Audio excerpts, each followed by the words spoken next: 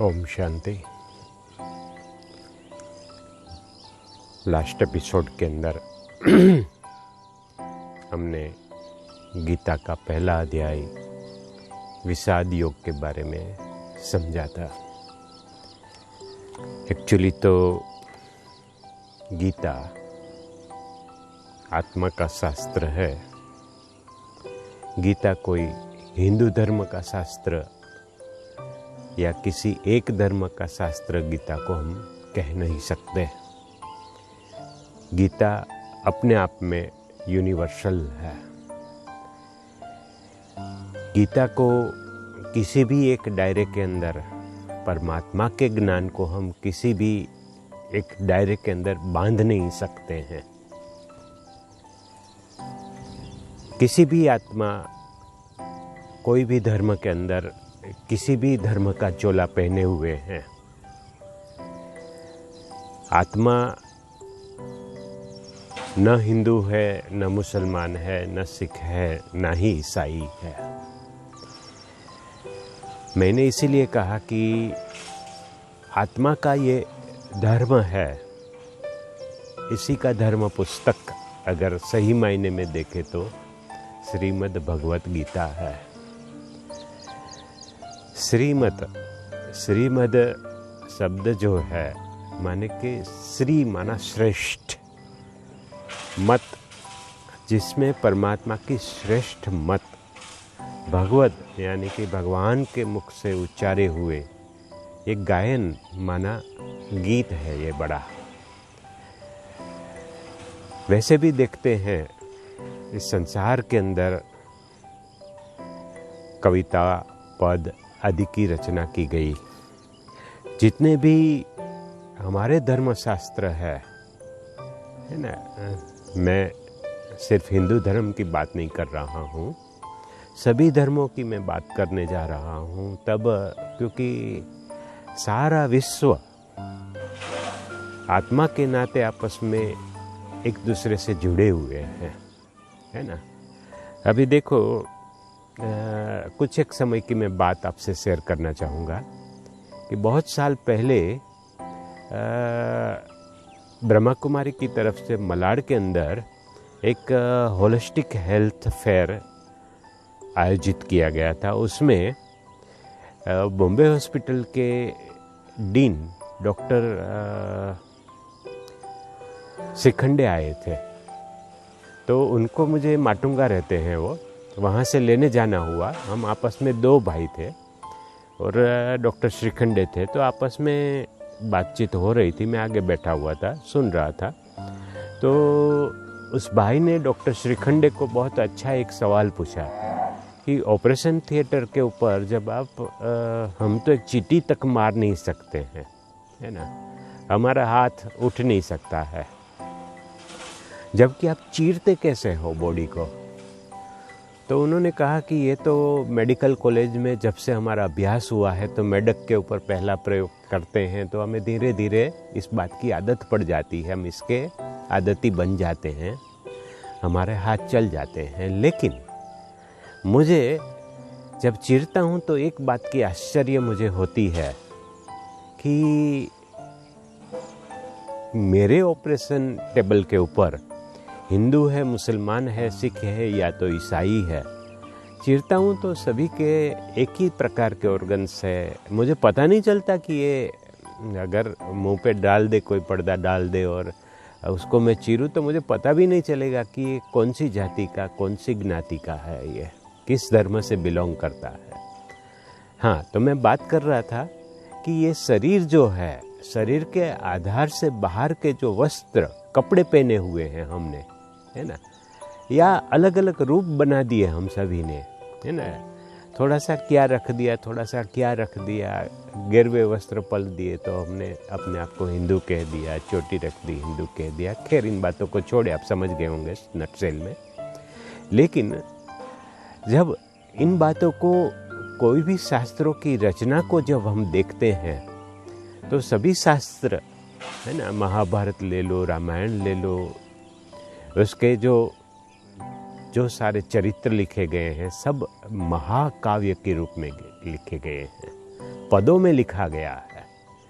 गीता जैसे श्लोक में लिखी गई है ना, चौपाइयाँ कह दी उसको, कुरान को आयतें कह दी है ना।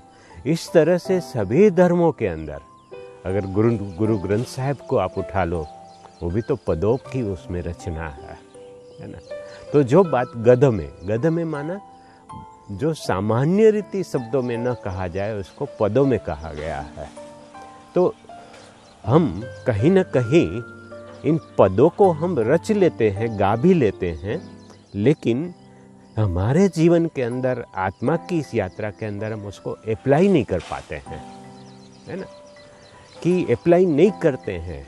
गीता के भले 18 के 18 अध्याय हम कंठस्थ कर ले, एक एक श्लोक है ना, एक एक गीता का एक एक श्लोक हम पढ़ ले, मुंह में कंठस्थ भी कर ले, लेकिन सही मायने में उसकी गहराई में जाना है ना, और जीवन में धारण करना, आत्मा उसको अप्लाई करे, ये नहीं कर पाते हैं हम, है ना।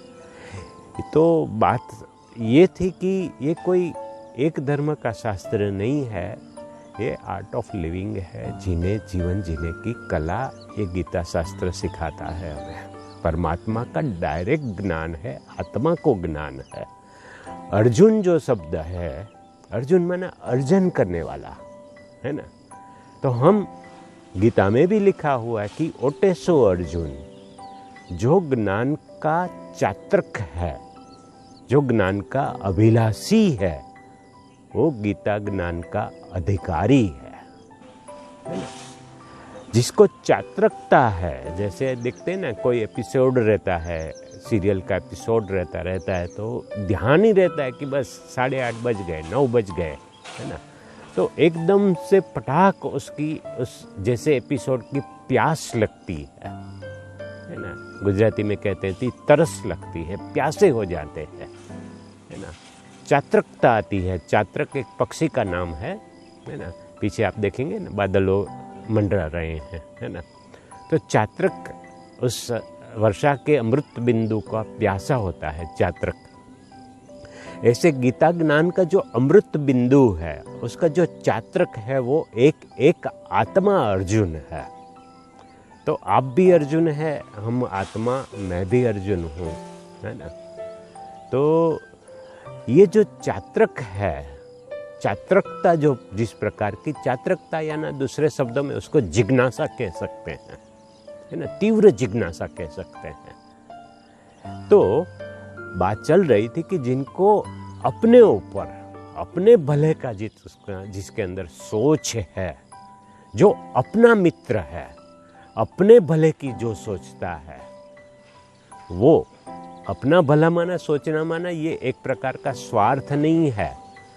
अपना भला समझना माना, इसमें सबसे बड़ा ते बड़ा, विश्व के अंदर सबसे बड़ा ये परमार्थ है।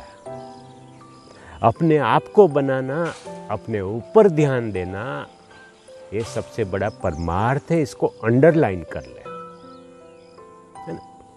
तो बात चल रही थी कि मुझे अपने आप के ऊपर ये ज्ञान को अप्लाई करना ना है, सुनाने तक ये ज्ञान न रहे, है ना। चाहे आप संगीत के साज बजा लो साथ साथ, है ना, क्या बोलते हैं, पखवाज बजा लो साथ साथ, और बहुत अच्छे सुरीले स्वर में गीता को गा लो, लेकिन जब तक उस श्लोक को समझा नहीं है, अप्लाई नहीं किया है, उस ज्ञान को समझा नहीं है, एक तो पहले ज्ञान सुनने की इच्छा चाहिए, इच्छा चाहिए ज्ञान सुनने की। इच्छा होने के बाद उस ज्ञान को, उस समझ को सुनने का पुरुषार्थ करना है। पहले पेट में भूख तो चाहिए, है ना। भूख होना जरूरी है, ज्ञान की भूख होना जरूरी है। दूसरी बात कि भूख होने के बाद वो ज्ञान को सुनना, समझना, फिर ये थर्ड स्टेज आती है, समझना, है ना। समझने के बाद उसको स्वीकार करना होता है। समझना भी राइट एंगल के अंदर समझना है, सही दृष्टिकोण से समझना है ना। क्यों? क्योंकि जो बातें हम सुनते आए हैं, है ना, वो सुनने से आज कहते हैं कि झूठी माया झूठी काया झूठो सब संसार। झूठ सी शुरुआत हमारे अपने आप से होती है कि हम अपने आप को शरीर समझते, पहला झूठ हो जाता है ना। जब शरीर समझते हैं तो शरीर के पीछे ही, इस दुम के पीछे लटके भागते, जैसे कहानी सुनी होगी कि गद्दे के आगे गाजर बांध दिया, दौड़ता रहता है। सिर्फ इसी तरह हम दौड़ती जाती है आत्मा गुलाम होकर, है ना, परतंत्र आत्मा हो जाती है। आत्मा की स्वतंत्रता आत्मा खो बैठती है, खुद अपने आप को बांध देती है इन रस्सियों के अंदर। और फिर आत्मा चिल्लाती है कि छूटता नहीं है, कैसे छोड़े, है ना। नहीं, छोड़ो तो छूटे, है ना, छोड़ो तो अपने आप छूटेगा। और छोड़ना फिजिकली मैं नहीं बात कर रहा हूँ, ये छोड़ना, ये मन से छोड़ना है। साधुता मन की साधुता होनी चाहिए, है ना। गेरुए वस्त्र पहन लो या सफ़ेद वस्त्र पहन लो, कोई भी वस्त्र पहन ले, है ना, किसी धर्म का कोई भी हो, उस वस्त्र को पहनने से क्या होगा, है ना। संसार तो है, जीवन तो है, खाना पड़ेगा, पीना पड़ेगा, बोलना पड़ेगा, सोचना पड़ेगा, सारी देह की क्रियाएं करनी ही पड़ेगी आत्मा को। आत्मा छोड़ ना सके, है ना। चाहे निर्वस्त्र होकर जंगलों में चले जाए, लेकिन फिर भी तो खाना तो शरीर निर्वात है ही, वो भी तो अपने अपने प्रवृत्ति है, वृत्ति है ना, करनी ही पड़ती है वो कर्म का। हाँ, आत्मा कभी भी संन्यास न कर पाए, लेकिन कर्म का जो प्रभाव पड़ता है आत्मा को, उस प्रभाव से आत्मा को अपने आप को स्ट्रोंग बनाकर सेफ रखना कि कर्म करते हुए कर्म के प्रभाव से आत्मा न्यारी रहे, ये सच्ची साधुता है। हाँ, थोड़ा शब्दों में कोई बात समझ में न भी आए, लेकिन थोड़ा आगे चलकर सब क्लियर होता जाएगा। तो बात चल रही थी कि मेरा बार बार घड़ी की तरफ नज़र जा रहा है, क्योंकि बहुत एपिसोड लंबा करना ना चाहते हुए भी फिर भी हो जाता है। मैं चाहता हूँ कि 7-8 मिनट से ज़्यादा एपिसोड न बने। हाँ, तो मेन पॉइंट पे हम आ जाते हैं कि जैसे पिछले एपिसोड के अंदर हमने समझा था कि मन की शांति बहुत बहुत आवश्यक है, क्योंकि युद्ध से पहले शांति आवश्यक है। जब तक मन शांत नहीं है, बुद्धि एकाग्र नहीं है, वृत्ति शांत नहीं है, वृत्ति चंचल है, तब तक सत्य का जीवन के अंदर सूर्योदय हो नहीं सकता है। सामने सूर्योदय हो रहा है, मेरे चेहरे के ऊपर से आप रिफ्लेक्ट हो रहा है, आपको पता चल जाएगा। तो जब तक शांत मन नहीं है, अभी सूर्य की किरणों को यहाँ पहुँचने में भी अभी थोड़े 15-20 दिन के बाद बादल आ जाएंगे, तो सूर्य देव का दर्शन नहीं होगा, है ना। इसी तरह व्यर्थ संकल्प उठते हैं, वेस्ट नेगेटिव थॉट्स है, विचार चल रहे हैं आत्मा के अंदर, तो इस परम सत्य का उदय तो अपने आप में वो होता है, लेकिन उसको किरणों को हम अपने ऊपर फोकस नहीं कर सकते हैं। इसलिए मन को शांत, बुद्धि को स्वच्छ और वृत्ति को चंचलता से निश्चिंतता की ओर लेके जाना है। निश्चिंत बुद्धि बनाना है, चित्त को चिंताओं से परे लेके जाना है ना। तो आने वाले एपिसोड के अंदर हम शॉर्ट में बात बताऊं तो मुख्य बात है कि अपने आप को स्वच्छ बनाना, प्योर बनाना, क्योंकि जहाँ पवित्रता है, स्वच्छता है, वहाँ अपने आप में एकाग्रता आती है, बुद्धि एकाग्र हो जाती है, शांति का अनुभव होता है।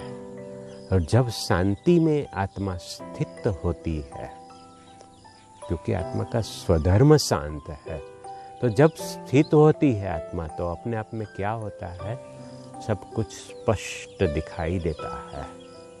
क्योंकि बहुत सुनते ही रहते, औरों को विचारों को अंदर लेते ही रहते, चाहे वो राइट है चाहे रॉन्ग है, हमें पता नहीं है, बुद्धि भी हमारी प्योर नहीं है।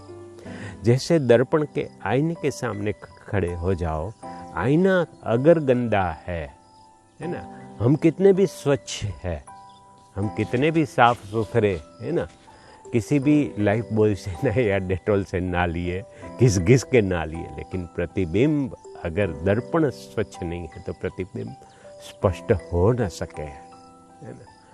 तो इसलिए वहाँ की स्वच्छता जरूरी है ना। तो वो स्वच्छता कैसे लाए। दूसरी बात कि चात्रकता क्यों जरूरी है।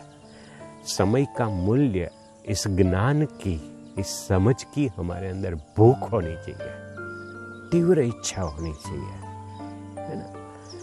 तो अगले एपिसोड के अंदर, क्योंकि लगभग ये एपिसोड भी फिर भी ना करते हुए भी 16 मिनट पहुंच गया, है ना, तो अगले एपिसोड में फिर से हो सके तो आज ही एक एपिसोड और हम बातचीत करेंगे एपिसोड के अंदर। तो मन को स्थिर बनाने की आवश्यकता पिछले भूतकाल में कभी भी इतनी नहीं थी जितनी वर्तमान समय के अंदर है ना।